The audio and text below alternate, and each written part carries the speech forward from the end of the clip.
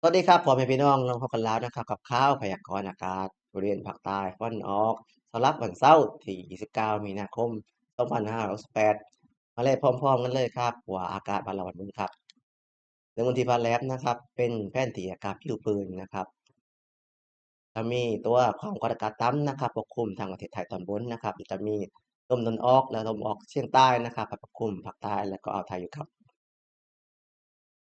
มาแล่ครับท้ายดาวเทียมบ้างครับจะเห็นว่าค่อนข้างจะโล่งนะครับในช่วงเช้านี้ครับมาแล่ฝนกันบ้างครับฝนจากเรดาร์ชุมพรเวลาล่าสุดจะเห็นว่าค่อนข้างจะโล่งนะครับไม่มีฝนเลยครับสำหรับเรดาร์สิ่งผ่านนะครับเวลาสุดจอค่อนข้างจะโล่งเช่นเดียวกันครับรับรายงานอุณหภูมินะครับภาคใต้ภาคตะวันออกนะครับอุณหภูมิสูงสุดเมื่อวานนี้วัดได้ที่36.7องศาเซลเซียสที่ตำบลหนองพลับอำเภอหัวหินจังหวัดประจวบคีรีขันธ์อุณหภูมิต่ำสุดนะครับวัดได้ที่21.6องศาเซลเซียสที่ตำบลหนองพลับอำเภอหัวหินจังหวัดประจวบคีรีขันธ์เช่นกันครับ มาแลรายงานพยากรณ์ฝน24ชั่วโมงสำหรับภาคใต้ภาคตะวันออกกันครับถ้าพบฝนนะครับอ่า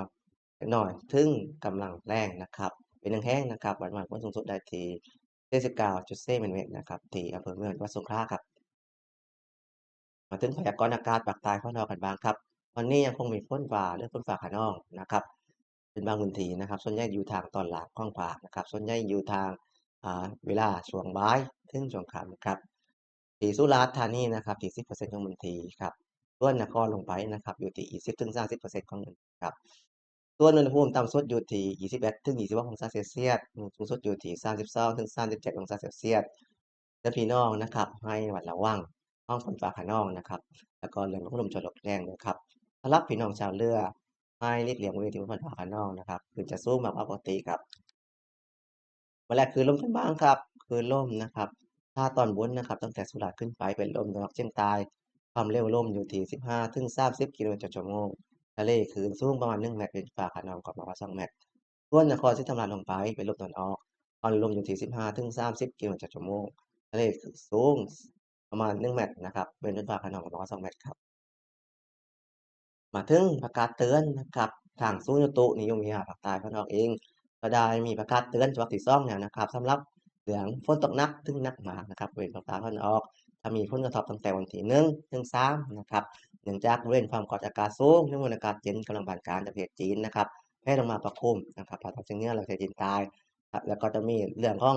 คลื่นกระแสลมตะวันออกนะครับเคลื่อนผ่านอ่าวไทยแล้วก็ภาคใต้นะครับทำให้ภาคใต้บ้านเรานะครับ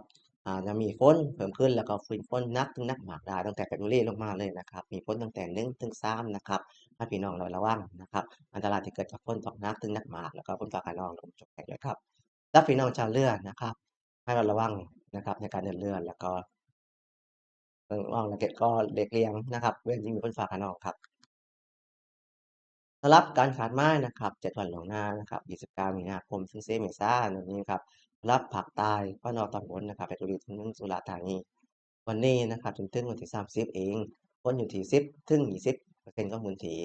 ส่วน31ถึง4นะครับจะขึ้นเป็น40-60%ของพื้นที่แล้วก็มีหนักในบางแห่งครับส่วนการสะสมของฝุ่น PM 2.5นะครับวันนี้นะครับพรุ่งนี้นะครับฝนสะสมนะครับจะค่อนข้างจะมากนะครับแต่ว่าพอ 31เป็นต้นไปนะครับอยู่ที่เกณฑ์ปานกลางถึงหน่อยครับมาแลภาคใต้ของเราตอนล่างกันบ้างครับตั้งแต่นครศรีธรรมราชลงมาครับก็29นะครับจนถึง31นะครับฝนอยู่ที่10%ของพื้นที่ส่วนวันที่1เป็นต้นไปนะครับฝนจะเพิ่มขึ้นอยู่ที่60%ของพื้นที่แล้วก็มีหนักได้บางแห่งครับสำหรับการสะสมของฝุ่น PM 2.5นะครับก็อยู่ในเกณฑ์นะครับน้อยถึงค่อนข้างจะน้อยครับ สำหรับวันนี้นะครับก็จบรายงานข่าวพยากรณ์อากาศไว้เพียงแค่นี้ครับอย่าลืมกดไลค์นะครับกดแชร์และเป็นกำลังใจให้ทีมงานนะครับพบกันใหม่ล่ะครับตอนเช้าสวัสดีครับอุตุนิยมวิทยายุคใหม่แจ้งข่าวฉับไวใส่ใจปวงชน